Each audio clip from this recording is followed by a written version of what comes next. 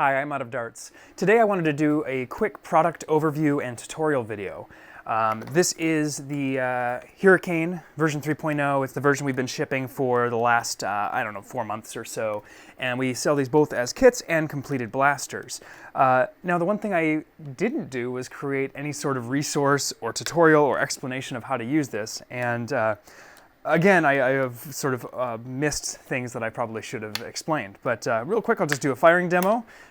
This is full auto. It's got a rev trigger here, which you rev to bring the flywheels, spin them up, which propels the balls. And then it's full auto, like the Drac and Woodpiece mod. So you pull the trigger and you have full auto.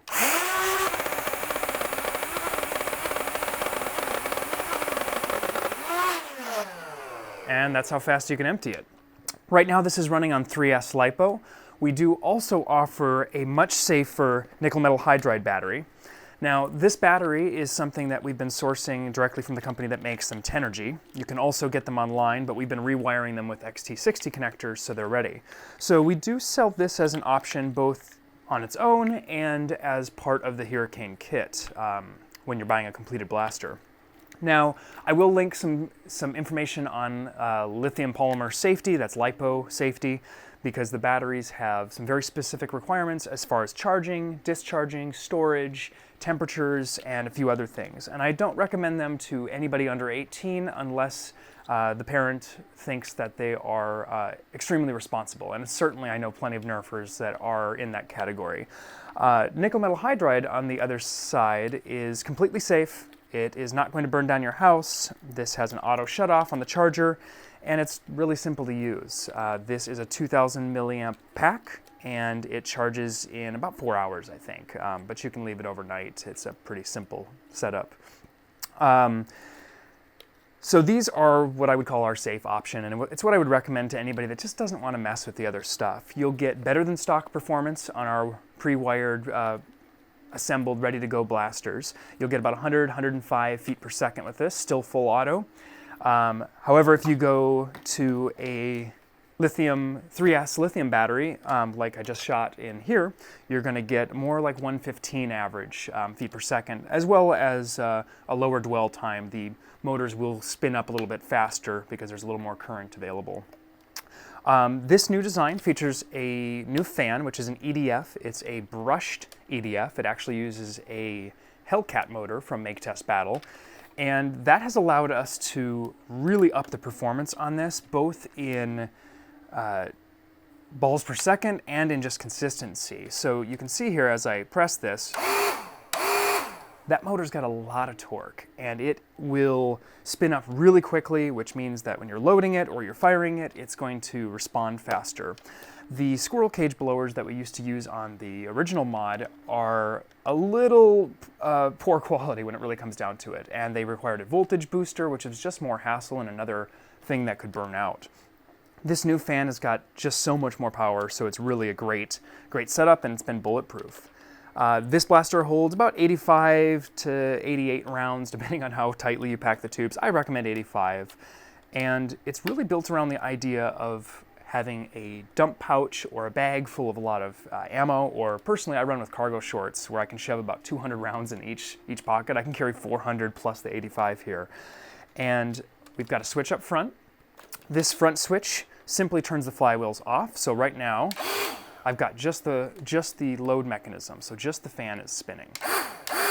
And when I flick that into action mode, which is forward, we're ready to really fire. Now, loading for this blaster is one question that I've been getting a lot of emails about and messages about. Of course, you wouldn't know if you hadn't done it, and I never explained it in a previous video.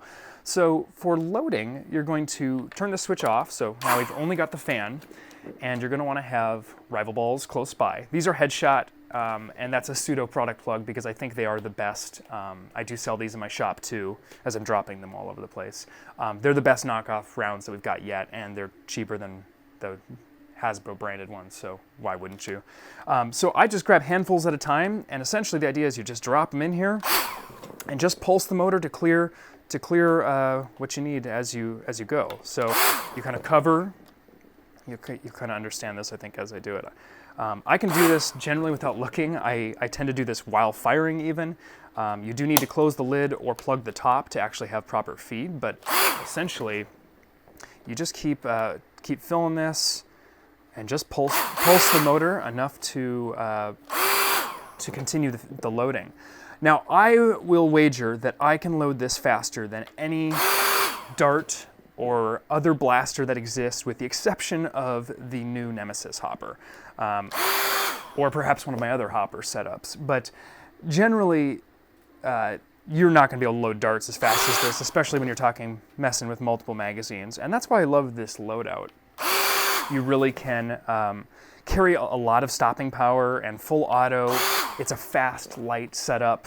I mean, it even weighs less than its stock configuration. So there I'm loaded. And I don't know how long that took, but I'll put a timer up on the screen just to see. But I'll be running around playing and then constantly just dropping balls in here. Anytime I have downtime, anytime I spawn. Spawn is especially great because typically a 15-second spawn, I can have this fully loaded every single time. Try doing that with 3, 4, 5 mags or whatever, depending on your mag sizes, of course. So that's the basic overview. Everything else in the blaster, it's been fully rewired. It's 16 gauge wire with 16 amp micro switches, and it's been, really well taken care of. The last thing I wanted to show is how to put the battery in, which is one thing that, one thing that happened when I started selling these is I didn't think anybody would buy this that hadn't already had one of these and seen how bad the loading was on the original stock version. So I got customers that purchased it and hadn't used that, so of course they didn't know how to put the battery in. And luckily, it's very simple. This new design allows you to just remove 2 screws in the back.